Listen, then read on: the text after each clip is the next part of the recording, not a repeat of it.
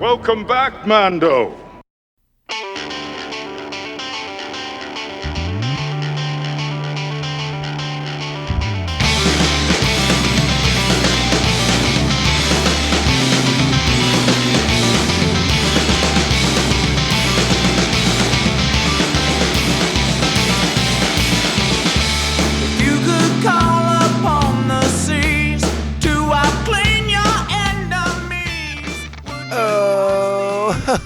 Oh, greetings, Bucketheads. Mavar Tagar. Welcome to our 392nd Rune Hunting the Rune System episode of MandoVision. I am your host, Narguy Tom, and I want to thank you so much for being here on this and checking out and supporting this small independent Star Wars podcast. So glad that you're with us. Hit me up on the socials. Mando_Vision on X and Insta, MandoVision of Blue Sky. You can email me, MandoVisionTom@gmail.com. Like, subscribe, follow, and share the show with all the Mandalorians in your covert. All right, Bucketheads, we are back for another installment of our vintage Star Wars Droids rewatch. And listen, I'm in a good place. This episode, it was more pleasing than our last one. I have to tell you, if you listen to that one, you heard I was driving that struggle bus through that one. But this episode is a little bit different. Not by a lot, but we actually have some more Star Warsy elements included in this episode. Specifically, the Empire. The Empire makes their presence felt in this episode. And this is an episode that I also remember in bits and pieces from my childhood. So that was something that I sort of connected with a little bit. I was like, as soon as I saw who R2 and 3PO are with in this episode, I was like, oh, I remember this character. I remember that face. I remember that beard. So that was something I connected with right away. So I wanted to understand, well, why is this one of the few episodes that sticks out in my mind, from 40-ish years ago? And very quickly, the answer is, oh, yeah, because it has stormtroopers in the Empire in it as well. So I think even as a child, I felt more connected to this one because it had the most Star Wars-y-esque things in it. It had a lot of familiar imagery in the form of those stormtroopers. The Empire's sort of been alluded to through the run of this show, but they haven't really dove deep into any aspects of it. And I don't know if that's because this episode is written by Ben Burtt, who was the sound designer for Star Wars and was intimately involved with the trilogy. So maybe he has a little bit more of a comfort level than our previous writing teams did. I don't know. But the recipe is a little different in this episode because I think of that Star Wars connection. They didn't fear going near the Empire. And this episode of the show also introduces us to a character that transcends the show. Admiral Screed becomes a character in the canon, in prior canon, in the old expanded universe, and in the new canon, via multiple multimedia avenues like card games and things like that. But this is our first introduction, and a character who obviously made enough of an impression with people of my generation that they brought him forward, not only into the expanded universe but also into new canon as well. So I found that very interesting when I did a little research because I was pretty darn sure that was the case. So when I hit the Wikipedias, yes, indeed, that did confirm that we know this character from the EU, the old discarded EU, and the new, whatever you want to call it, canon of the Disney Star Wars. So that was kind of exciting. So I think we're going to go ahead. We don't have a lot of other Star Wars stuff to really talk about too much in any great detail. There's some comic book stuff we can get into. I may save that for later in the week. I will save that for later in the week. I'll just be honest right now. Let's just focus on this episode. So it's time to give credit where credit is due. This is Star Wars Droids, Season 1, Episode 10, Tale of the Rune Comets. Original air date, November 9th, 1985. Our plot. R2-D2, C-3PO, and Mungo Biobab are captured by the Empire, surprise, surprise, on their way to the Rune system. The episode, written by Ben Burt, as we discussed, directed by Ken Stevenson. Our primary cast for this week, Anthony Daniels, of course, is C-3PO R2-D2. You have Jan Austen, you have Graham Campbell, you have Rob Cowan, Dan Hennessy, Pam Hyatt, Michael Kirby, Peter McNeil, Eric Peterson, Winston Rekirk, and John Stalker. One of the more interesting elements, in my opinion, before we really dive into it, is sort of like the sound quality of the voice actors in the work. I don't know if it was sort of designed this way, but a lot of the recording of some of these actors who played who played Screed and who played Mungo, I don't know, it gave me big, like, old animated, like, Hobbit, Lord of the Rings vibes. I don't know if that was necessarily the case by intention or not, but that was sort of where my mind went with sort of like the way it all sounded. But I could be way, way off. That was just sort of the connection that I made. All right, so we're going to go ahead, get into the episode. You know what that means. It's time. Strap on your buckets. Let's go. Get out of here. We'll hold them off. You're going to have to relocate the covert. This is the way. This is the way. So as I mentioned, this episode is very much connected to the greater Star Wars mythos and the fact that the Empire is very present in the episode. And that is confirmed to us very, very quickly in the episode as we basically open on the stormtroopers on this town of was it Mando? Something like that. And it's, I don't know. I mean, listen, I think the stormtroopers look pretty darn cool in the episode. And their inclusion, I think, is a primary reason for my enjoyment of the episode. And so I think it's a good hook to show them right from the jump and let you know that, hey, listen, we are doing Star Wars things like you haven't seen before on the show. So get ready. By the way, the planet's name is Manda. You know, like Manda. So the stormtroopers are here and they are looking for Mungo. Why? I think it has something to do with Admiral Screed and his search for the Rune system as well. But we're in a cantina, another piece of familiar Star Wars kind of visual understanding, right? Like we all connect with the cantinas. Not as fun as the Mos Eisley cantina, but a cantina nonetheless. And again, this episode has a lot more Star Wars trappings that we're used to, that we're accustomed to, that we want to see. That's not to say it is without its flaws. And one of its little kinks is the fact that R2-D2 decides to play songs off a jukebox and dance. It's a choice. It is a choice. However, it will come into play later.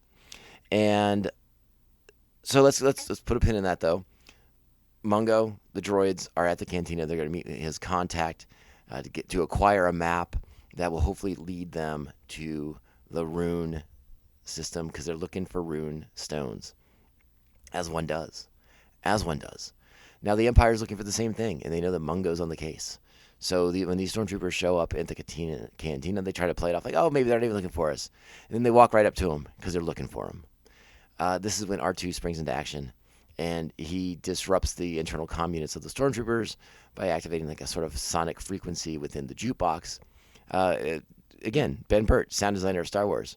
Like, why wouldn't we incorporate some sort of a sound element into our action for the episode? Well, like, why not? So our heroes make their escape. The stormtroopers briefly pursue after they blow up the jukebox. But our friends get away pretty easily. And they're going to go to an archive because they want to access the map that they just acquired.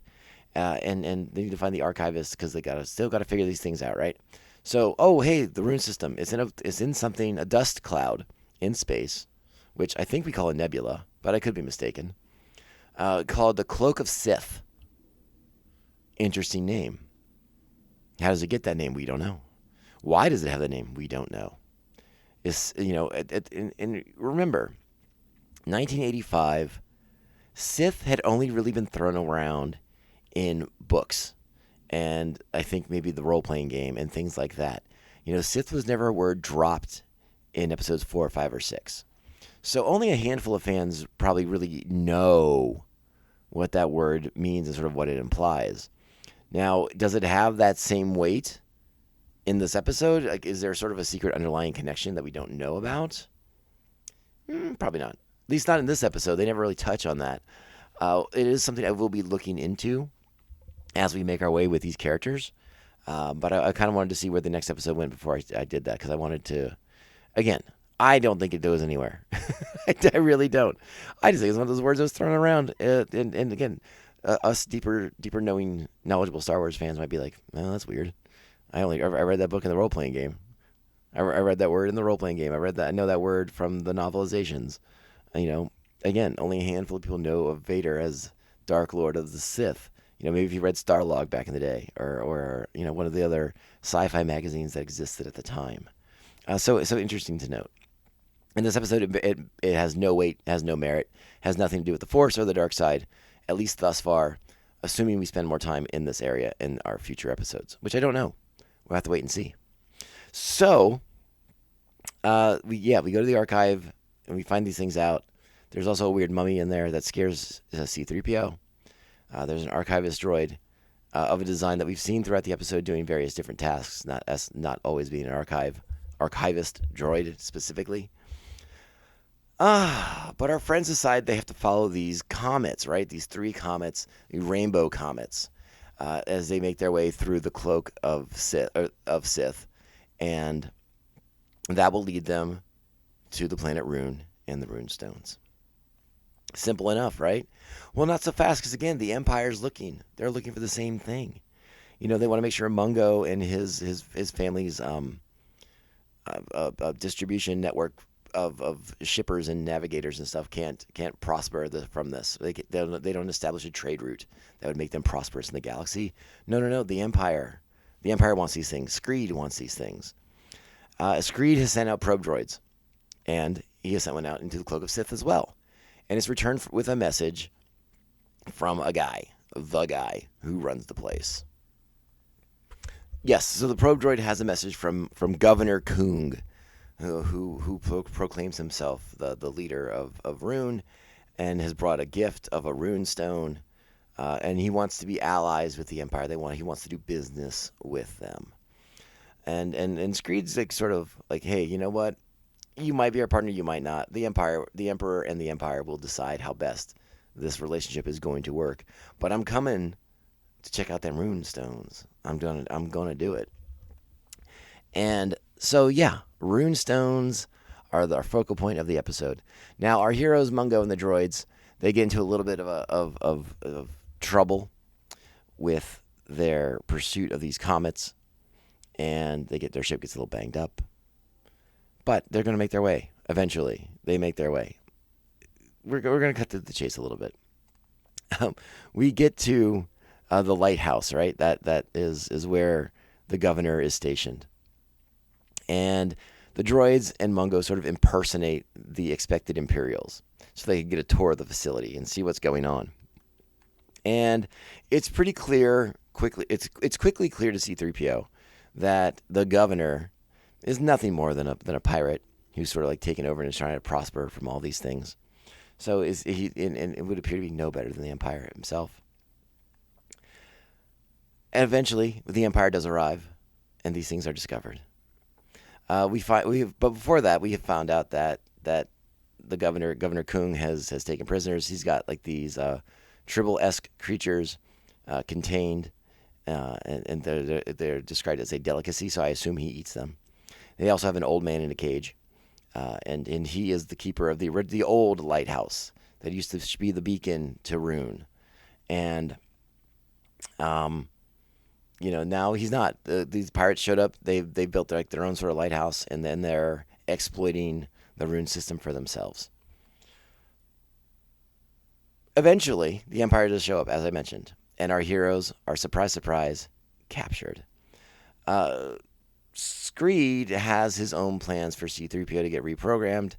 They're going to let the governor keep the R2 unit, and meanwhile, Mando is captured and put into a similar container with the Tribble-esque creatures whose Mumblies, I already forgot their name. But again, Tribble-esque creatures, like I don't know why we're sort of going and just trying to ape Star Trek at this point, but these creatures are very Tribble-like in my mind. The old man, who does have a name, and I've just forgotten it, we find out he's friendly. Again, used to be the lighthouse keeper. He needs to get out to stop these pirates, because this is piracy, right? Like, these guys have taken over, and they're exploiting the planet and the system. And that is eventually what will happen. Our friends make their escape. They take the old man, they take the Tribbles, and they get away. The governor and Screed are left not defeated by any stretch, but they are slowed in their partnership and in their exploitation of the Rune system. And our episode ends with the lighthouse, the real lighthouse keeper in the real lighthouse, pointing the way to the Rune planets and the Rune stones. Now, I assume we are not done with Screed by any stretch. Screed is an interesting villain. I actually do find him to be somewhat interesting. I'm not surprised that that Governor Kung was nothing more than a pirate who was attempting to exploit the people and the resources of Rune and the Rune system. But the Empire is always interesting on at least for a plot device level. And Screed, at the time, a very visually interesting character with his cybernetic eye and his sort of missing nose, or at least like poorly animated nose. It's hard to say. And a lot of the art they've done in the intervening years, whether it's Expanding Universe or in the new canon, he does have more of a nose than we see in this episode, unless he loses it somewhere in between. Which I will do that research. I will look it up for you, friends. Anyways, yes, this kicks off a new adventure, and I suspect we are going to be with these characters for the remainder of this season, but I guess we'll have to wait and find out. And maybe they saved the best arc for last, because, again, I sort of petered out in the last episode with everything going on with those characters. I was sort of done with it and over it, but we got another episode out of it. We don't know how the droids came into the possession of Mando, and I don't really care. I found this to be a more interesting episode by far than the last 4 or 5. So it's a strong-ish 7 buckets, maybe 6.5. I don't know. I've been rating these episodes generously, but this is by far the strongest in quite some time. And again, that is saying something, considering what a mixed bag the show has been thus far.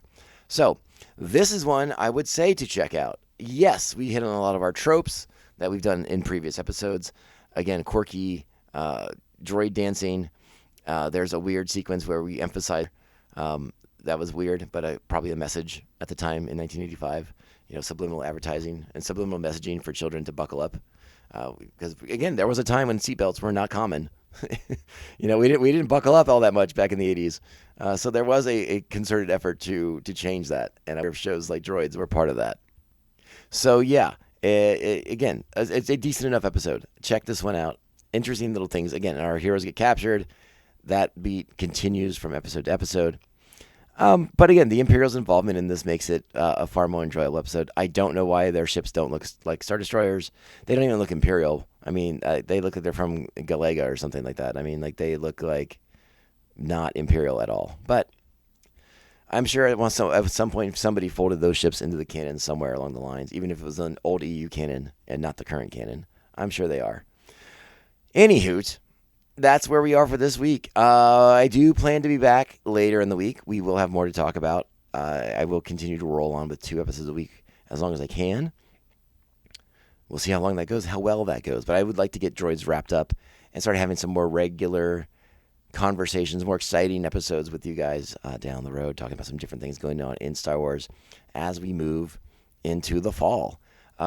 We are not far away from The Mandalorian and Grogu being available to stream, so I'm sure we'll be talking about that once I do a rewatch of it. And otherwise, yeah, just plugging ahead with Star Wars stuff. The new Kylo Ren comic is out. We'll talk about it more in depth, I think, on our next episode. So stay tuned on the comic book front. Marvel's production is slowing down quite a bit with what they're doing with Star Wars. I'm not sure if it's because they are sort of reassessing where they are with Star Wars and what they're going to do moving forward.